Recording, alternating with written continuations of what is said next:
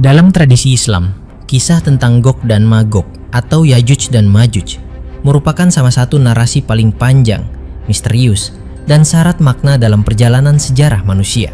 Kisah ini tidak hanya berdiri sebagai cerita tentang suatu kaum yang merusak, tetapi juga sebagai cermin tentang hubungan antara kekuasaan, ketakutan, keadilan, dan takdir. Ketika narasi ini dihubungkan dengan wilayah Kaukasus, maka terbentanglah sebuah gambaran sejarah yang berlapis, di mana wahyu ilahi, ingatan kolektif bangsa-bangsa, serta kondisi geografis yang keras saling menyatu membentuk cerita besar yang terus hidup hingga hari ini. Wilayah Kaukasus sejak masa sangat awal telah menjadi batas alam yang memisahkan dunia selatan yang relatif stabil dengan dunia utara yang luas dan terus bergerak. Pegunungan yang menjulang tinggi, jalur sempit yang berbahaya, serta cuaca ekstrim membentuk karakter masyarakat yang tinggal di sana. Mereka terbiasa hidup dalam kewaspadaan, karena dari utara sering datang gelombang manusia yang berpindah, baik sebagai pedagang, penggembala, maupun penakluk. Dalam ingatan kolektif masyarakat selatan, terutama di Timur Tengah, ancaman dari utara seringkali digambarkan sebagai sesuatu yang tidak terkendali dan sulit dipahami. Disinilah kisah Yajuj dan Majuj menemukan ruang untuk tumbuh dan mengakar. Dalam Al-Quran, Yajuj dan Majuj digambarkan sebagai kaum yang membuat kerusakan besar di muka bumi. Gambaran ini kemudian diperluas oleh para mufasir menjadi sebuah narasi tentang kelompok manusia yang jumlahnya sangat banyak, bergerak seperti gelombang, dan menghancurkan apapun yang mereka lalui. Mereka tidak digambarkan sebagai makhluk gaib, melainkan sebagai manusia yang kehilangan kendali moral dan spiritual. Dalam konteks sejarah bangsa Kaukasus, gambaran ini sering dikaitkan dengan pengalaman nyata masyarakat pegunungan yang berhadapan dengan serbuan dari utara, baik berupa penjarahan, penghancuran desa, maupun tekanan budaya yang mengancam kelangsungan hidup mereka. Kisah tentang seorang pemimpin besar yang dikenal sebagai Zulkarnain menjadi titik sentral dalam narasi ini. Ia digambarkan sebagai sosok yang melakukan perjalanan jauh, melintasi berbagai wilayah, menyaksikan perbedaan budaya, dan menghadapi beragam bentuk ketidakadilan. Ketika ia tiba di suatu daerah pegunungan, ia bertemu dengan masyarakat yang hidup dalam ketakutan terhadap Yajuj dan Majuj. Bahasa mereka digambarkan sulit dipahami, seolah menegaskan jarak budaya antara mereka dan dunia luar. Permohonan mereka kepada Zulkarnain bukanlah permintaan untuk penaklukan, melainkan permintaan perlindungan, sebuah pengakuan bahwa kekuatan mereka sendiri tidak cukup untuk menghadapi ancaman yang terus mengintai. Pembangunan tembok besar dari besi dan tembaga cair menjadi simbol puncak dari kisah ini. Dalam pandangan Islam, tembok tersebut bukan sekedar struktur pertahanan fisik, tetapi perwujudan dari keadilan yang dilandasi iman. Ia dibangun bukan untuk kepentingan pribadi, melainkan sebagai bentuk tanggung jawab seorang pemimpin terhadap manusia lain. Banyak penafsir kemudian mengaitkan tembok ini dengan celah-celah sempit di pegunungan Kaukasus, tempat di mana jalur alami dapat ditutup untuk menahan arus manusia dari utara. Hubungan ini tidak selalu dimaksudkan sebagai penentuan lokasi pasti, melainkan sebagai upaya memahami bagaimana wahyu berbicara melalui realitas geografis yang dikenal manusia. Seiring berjalannya waktu, kisah Yajuj dan Majuj terus berkembang dalam tradisi Islam. Para sejarawan dan penjelajah Muslim yang mengunjungi wilayah utara membawa pulang cerita tentang bangsa-bangsa dengan adat yang berbeda, kebiasaan yang keras, dan cara hidup yang jauh dari norma masyarakat kota. Cerita-cerita ini kemudian dibaca melalui lensa wahyu, sehingga batas antara laporan perjalanan dan tafsir keagamaan menjadi semakin tipis. Wilayah Kaukasus dengan benteng-benteng tua dan jalur gunung yang sulit ditembus semakin menguatkan imajinasi tentang keberadaan penghalang besar yang memisahkan dunia teratur dari dunia yang kacau. Namun, dalam Islam, fokus utama dari kisah ini bukanlah pada identitas etnis atau lokasi geografis Yajuj dan Majuj. Yang lebih penting adalah pesan moral dan spiritual yang terkandung di dalamnya. Yajuj dan Majuj melambangkan potensi kerusakan yang ada dalam diri manusia ketika kekuatan dilepaskan dari iman dan tanggung jawab. Bangsa Kaukasus dalam konteks ini menjadi bagian dari panggung sejarah tempat pesan tersebut dimainkan. Mereka adalah masyarakat yang hidup di batas, baik secara geografis maupun simbolis, antara keteraturan dan kekacauan. Al-Quran juga menyatakan bahwa suatu hari tembok yang menahan Yajuj dan Majuj akan runtuh. Peristiwa ini digambarkan sebagai tanda besar menjelang akhir zaman.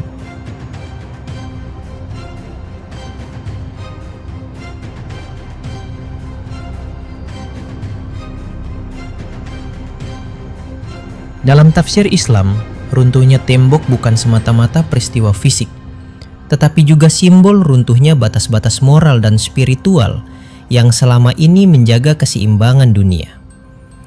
Ketika manusia melupakan keadilan dan ketundukan kepada Tuhan, maka kekacauan akan menyebar tanpa dapat dihentikan. Dalam konteks sejarah, pesan ini relevan di setiap zaman, termasuk ketika peradaban-peradaban besar runtuh karena kesombongan dan ketidakadilan mereka sendiri. Bagi masyarakat Muslim, kisah ini selalu menjadi pengingat bahwa sejarah bukanlah rangkaian peristiwa acak.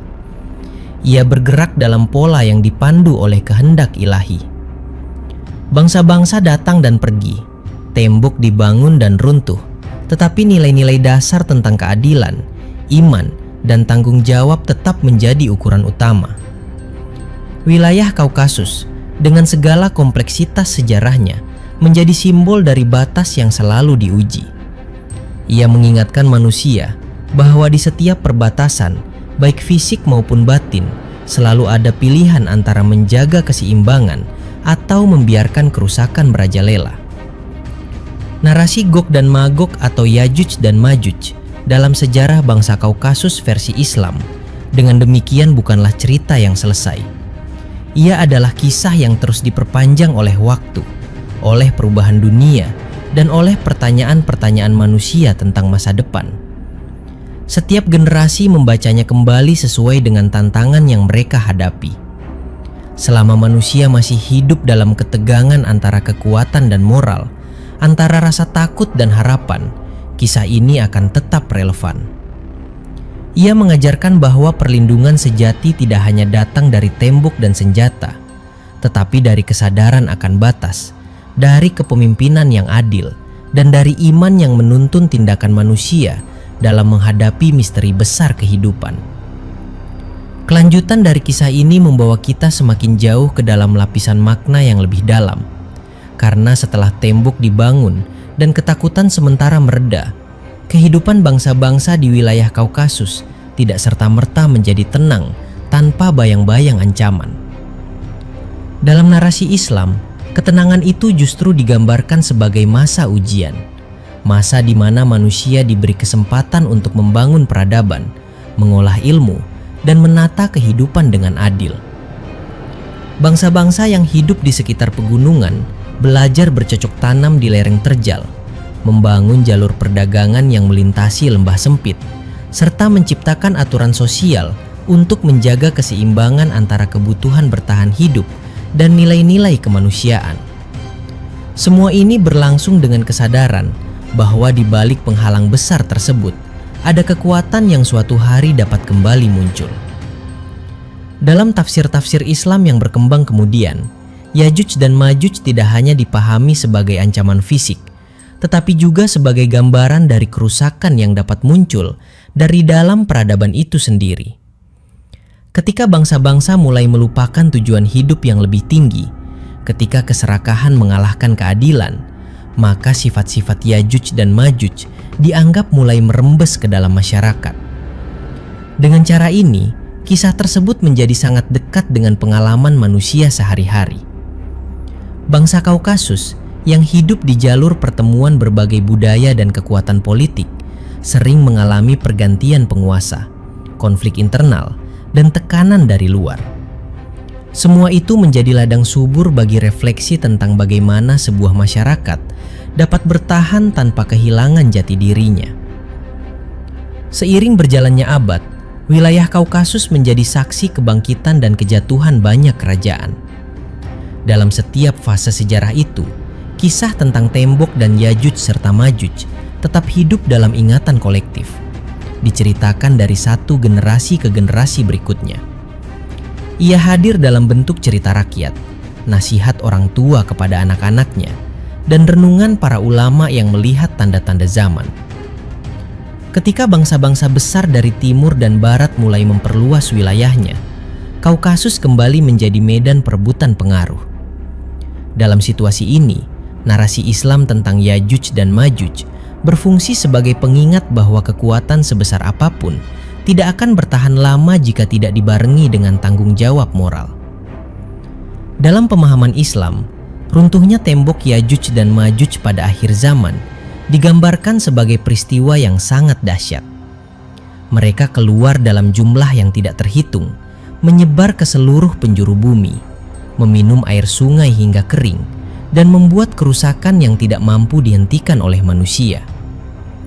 Gambaran ini bukan sekedar deskripsi bencana fisik, tetapi juga peringatan tentang rapuhnya peradaban manusia ketika batas-batas yang menjaga keseimbangan dilanggar.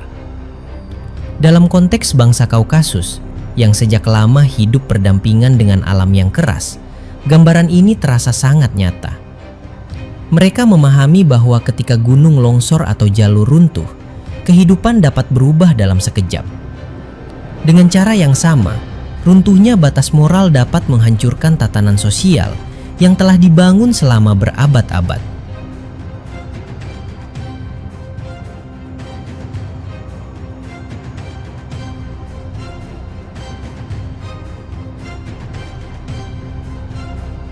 Para ulama Islam menekankan bahwa pada saat manusia tidak lagi mampu menghadapi Yajuj dan Majuj, pertolongan datang langsung dari Tuhan. Ini menunjukkan bahwa ada batas bagi kemampuan manusia dan bahwa kesombongan adalah awal dari kehancuran. Pesan ini bergema kuat dalam sejarah Kaukasus, di mana banyak kekuatan besar datang dengan keyakinan akan keunggulan mereka, hanya untuk akhirnya melemah dan runtuh. Kisah Yajuj dan Majuj menjadi semacam cermin sejarah yang memperlihatkan bahwa roda zaman selalu berputar dan bahwa tidak ada tembok yang benar-benar abadi kecuali perlindungan ilahi. Dalam perjalanan panjang waktu, bangsa Kaukasus juga menjadi bagian dari dunia Islam, baik melalui perdagangan, dakwah, maupun interaksi budaya. Masuknya Islam membawa cara pandang baru terhadap kisah-kisah lama. Yajuj dan Majuj tidak lagi hanya dilihat sebagai ancaman dari luar, tetapi juga sebagai simbol dari nafsu, ketidakadilan, dan kerusakan yang harus dikendalikan dalam diri manusia. Dengan demikian, tembok Zulkarnain dipahami sebagai gambaran dari iman dan akhlak yang kuat, yang mampu menahan dorongan-dorongan destruktif. Selama tembok batin ini terjaga, masyarakat dapat hidup dalam ketentraman meskipun berada di tengah dunia yang penuh gejolak. Narasi ini terus berkembang seiring perubahan zaman. Pada masa modern, ketika teknologi dan kekuatan militer mencapai tingkat yang belum pernah terjadi sebelumnya, kisah Yajuj dan Majuj kembali dibaca dengan penuh perenungan. Banyak pemikir Muslim melihat kesamaan antara gambaran kerusakan besar dengan potensi kehancuran global akibat ulah manusia sendiri. Dalam konteks ini, sejarah bangsa Kaukasus tetap relevan sebagai pengingat tentang pentingnya keseimbangan antara kemajuan dan kebijaksanaan. Pegunungan yang kokoh namun rapuh terhadap waktu menjadi metafora yang kuat tentang peradaban manusia yang tampak megah tetapi dapat runtuh jika kehilangan fondasi moralnya. Dengan demikian, kelanjutan kisah Gog dan Magog atau Yajuj dan Majuj dalam sejarah bangsa Kaukasus versi Islam tidak pernah benar-benar berakhir.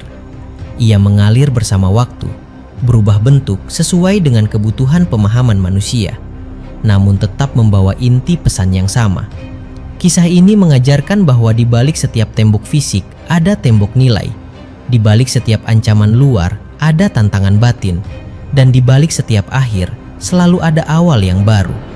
Selama manusia masih berusaha memahami makna keberadaannya dan arah sejarahnya, narasi ini akan terus diceritakan, direnungkan, dan dilanjutkan.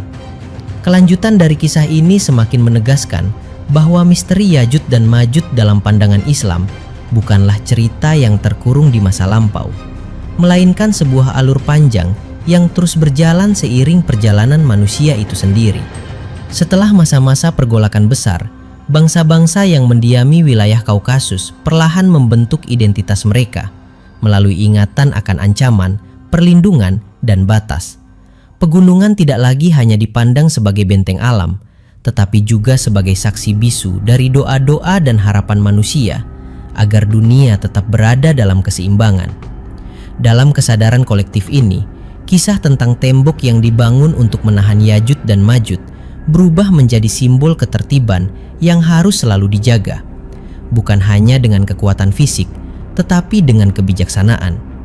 Dalam pandangan Islam, waktu setelah pembangunan tembok merupakan masa di mana manusia diberi kesempatan untuk belajar dari ketakutan masa lalu. Bangsa Kaukasus yang hidup di antara kekuatan besar dan jalur perlintasan penting mengalami langsung bagaimana keserakahan dan ambisi politik dapat memicu kekacauan. Setiap konflik yang muncul seringkali dibaca melalui lensa kisah Yajud dan Majud, seolah-olah manusia diingatkan bahwa sifat merusak itu tidak pernah benar-benar hilang, hanya tertahan. Selama manusia masih mampu menahan dorongan untuk menguasai dan menghancurkan, selama itu pula dunia berada dalam keadaan yang relatif aman.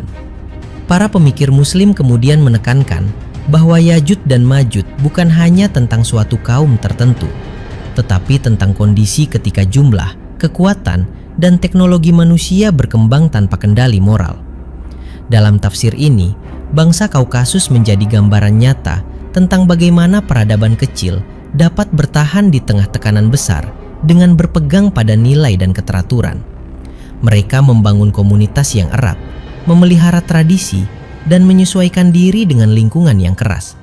Semua ini dilakukan dengan kesadaran bahwa perlindungan sejati tidak datang dari tembok batu semata, melainkan dari kesatuan sosial dan ketundukan kepada Tuhan.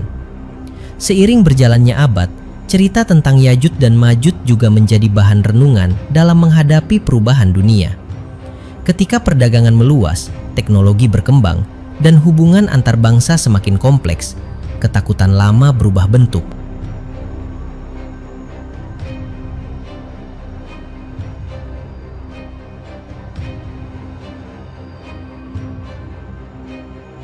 Ancaman tidak lagi selalu datang dalam wujud pasukan yang menyerbu dari utara, tetapi dalam bentuk kerusakan moral, ketimpangan sosial, dan hilangnya makna hidup.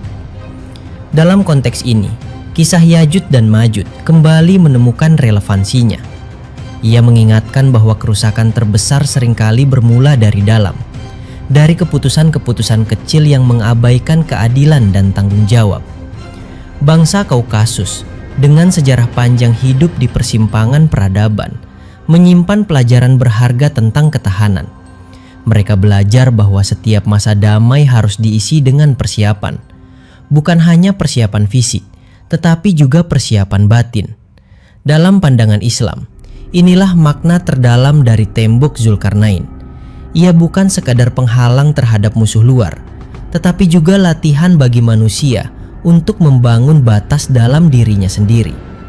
Selama batas itu dijaga, Yajud dan Majud dalam bentuk apapun tidak akan mampu menghancurkan tatanan kehidupan. Ketika berbicara tentang akhir zaman, Islam menggambarkan keluarnya Yajud dan Majud sebagai peristiwa yang tidak dapat dihentikan oleh manusia. Hal ini menegaskan bahwa ada fase sejarah di mana ujian mencapai puncaknya, dan manusia dipanggil untuk menyadari keterbatasannya. Dalam narasi ini, bangsa Kaukasus kembali hadir sebagai simbol wilayah batas, tempat di mana dunia lama dan dunia baru bertemu. Pegunungan yang dahulu menjadi pelindung, kini menjadi saksi perubahan besar, mengingatkan bahwa tidak ada tempat yang benar-benar aman tanpa perlindungan ilahi. Namun di balik gambaran kehancuran, kisah ini juga membawa harapan. Islam mengajarkan bahwa setelah masa kekacauan, akan datang masa pemulihan yang dipimpin oleh keadilan dan rahmat Tuhan. Dengan demikian, Yajud dan Majud bukanlah akhir dari segalanya, melainkan bagian dari proses panjang menuju keseimbangan yang lebih tinggi. Bangsa Kaukasus dengan segala luka dan kebangkitannya mencerminkan siklus ini. Mereka menunjukkan bahwa setelah setiap masa gelap, selalu ada kesempatan untuk membangun kembali, selama manusia mau belajar dari kesalahan. Narasi Gog dan Magog atau Yajud dan Majud dalam sejarah bangsa Kaukasus versi Islam pada akhirnya mengajak manusia untuk merenung tentang perannya sendiri dalam sejarah. Apakah manusia akan menjadi penjaga tembok nilai atau justru menjadi bagian dari kekuatan yang meruntuhkannya? Kisah ini tidak memaksa jawaban, tetapi membuka ruang perenungan yang luas. Ia hidup dalam teks, dalam ingatan, dan dalam pengalaman manusia yang terus berubah. Selama dunia masih berputar dan manusia masih mencari makna, kisah ini akan terus berlanjut, menunggu untuk dipahami lebih dalam dan diceritakan kembali. Kelanjutan kisah ini membawa kita pada lapisan yang semakin halus, di mana sejarah, keyakinan, dan pengalaman manusia menyatu menjadi satu aliran panjang. Dalam pandangan Islam, waktu tidak berjalan secara datar, melainkan berputar dalam siklus ujian dan peringatan. Bangsa-bangsa Kaukasus yang hidup setelah masa-masa awal pembangunan penghalang itu tumbuh dengan kesadaran bahwa dunia selalu berada di ambang perubahan.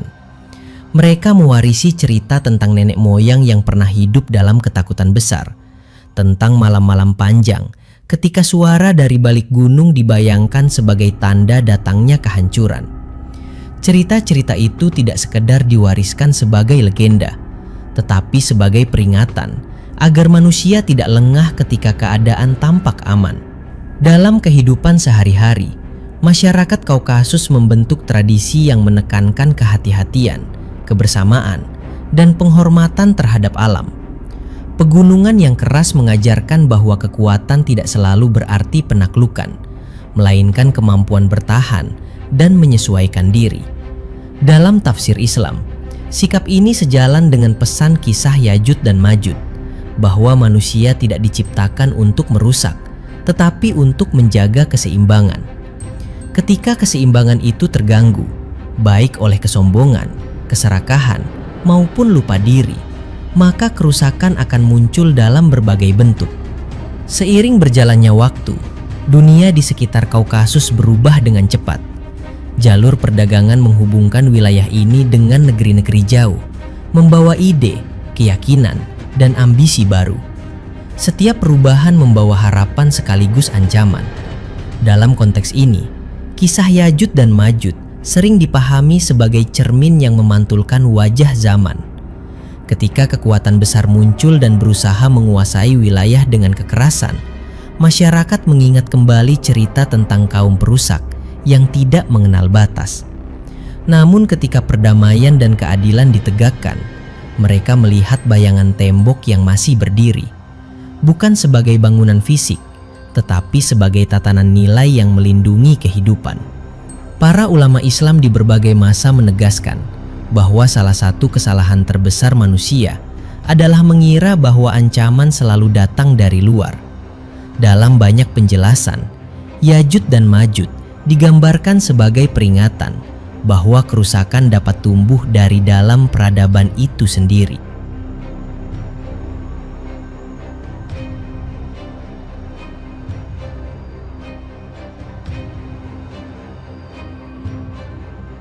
Ketika hukum tidak ditegakkan dengan adil, ketika yang kuat menindas yang lemah, maka sifat-sifat Yajuj dan Majuj mulai hidup di tengah masyarakat.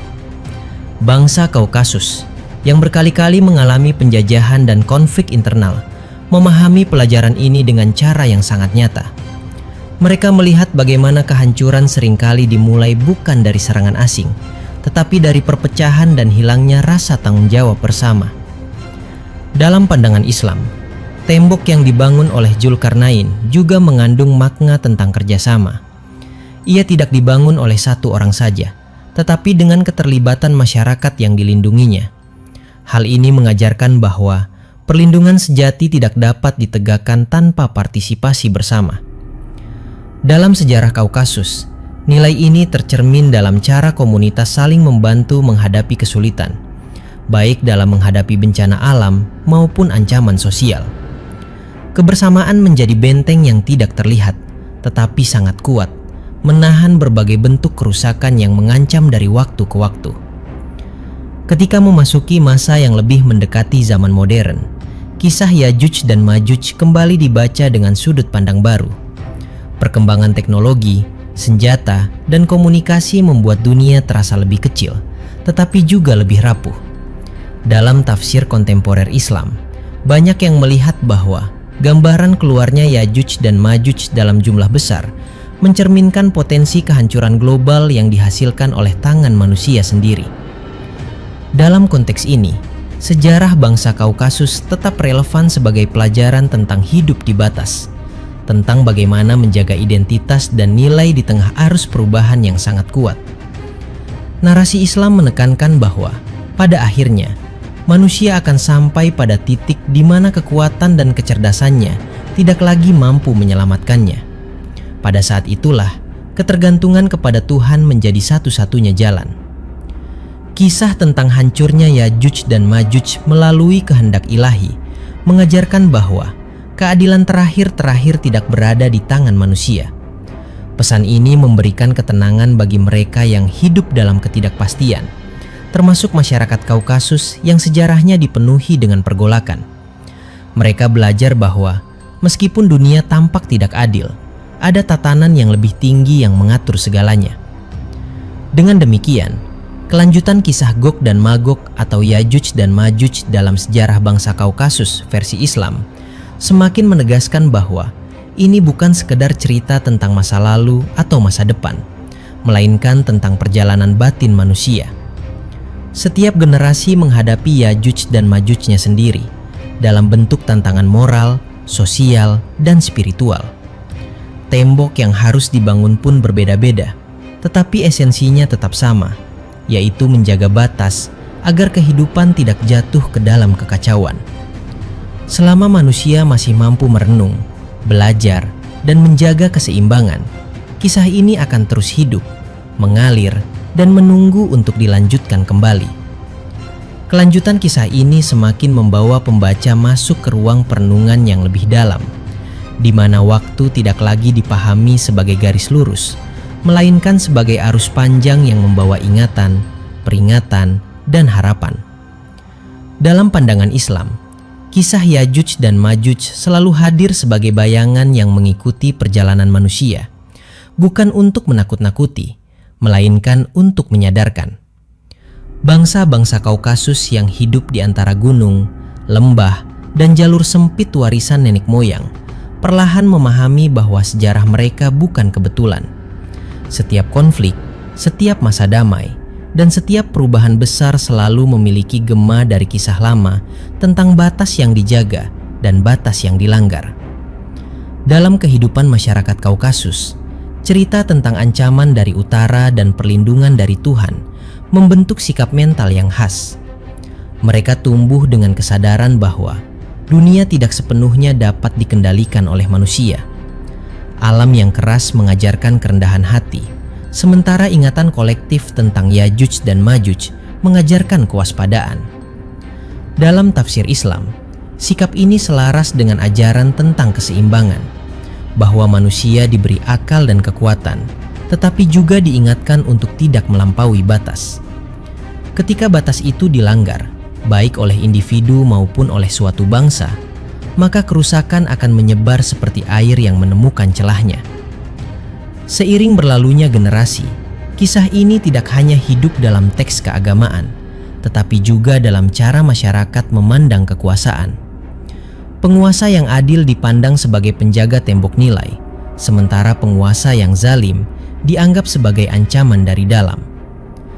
Dalam sejarah Kaukasus, banyak kekuatan datang dan pergi, masing-masing membawa janji keamanan dan kemakmuran. Namun, ketika janji itu berubah menjadi penindasan, masyarakat kembali mengingat kisah Yajuj dan Majuj sebagai peringatan bahwa kekuatan tanpa keadilan adalah awal dari kehancuran. Dengan cara ini, narasi Islam memberi bahasa moral untuk memahami pengalaman sejarah yang kompleks.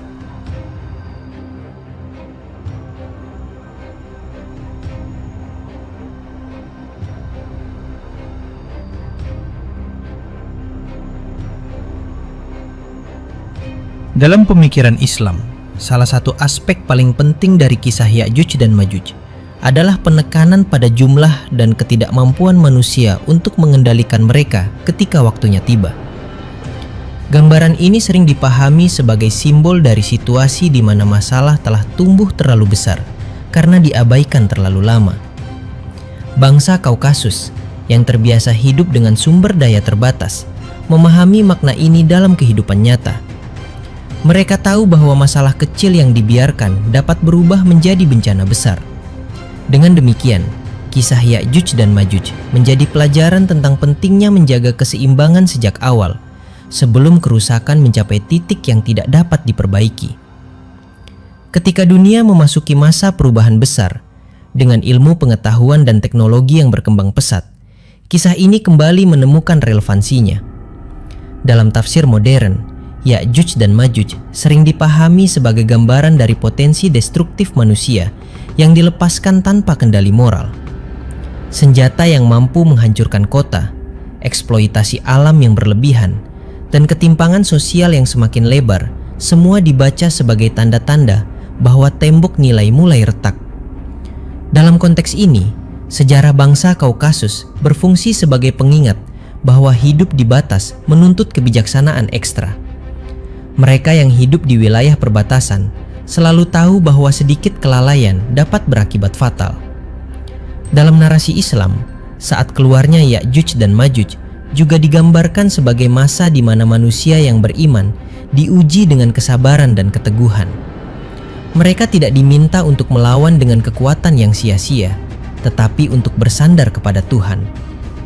Pesan ini memberikan dimensi spiritual yang dalam pada kisah tersebut. Bangsa Kaukasus yang seringkali harus bertahan dalam kondisi sulit, menemukan penghiburan dalam gagasan bahwa tidak semua masalah harus diselesaikan dengan kekuatan fisik. Ada saatnya manusia harus mengakui keterbatasannya dan mencari pertolongan yang lebih tinggi. Narasi ini juga menegaskan bahwa setelah setiap masa kekacauan akan datang masa ketenangan yang baru. Dalam Islam, kehancuran Ya'juj dan Ma'juj menandai berakhirnya salah satu ujian terbesar bagi manusia. Hal ini memberi harapan bahwa kerusakan tidak akan berlangsung selamanya. Dalam sejarah Kaukasus, pola ini terlihat berulang kali. Setelah perang dan kehancuran, selalu ada masa pembangunan kembali. Masa di mana masyarakat berusaha menata ulang kehidupan mereka dengan pelajaran dari masa lalu. Kisah Ya'juj dan Ma'juj memberikan kerangka makna untuk memahami siklus ini, bahwa penderitaan bukan tanpa tujuan. Dengan terus berjalannya waktu, kisah Gog dan Magog atau Ya'juj dan Ma'juj dalam sejarah bangsa Kaukasus versi Islam semakin tampak sebagai cermin bagi kondisi manusia di setiap zaman. Ia tidak terikat pada satu tempat atau satu masa, tetapi bergerak mengikuti perubahan dunia. Setiap generasi menemukan bayangan dirinya sendiri dalam kisah ini, baik sebagai penjaga tembok maupun sebagai pihak yang berisiko meruntuhkannya. Disinilah kekuatan utama narasi ini.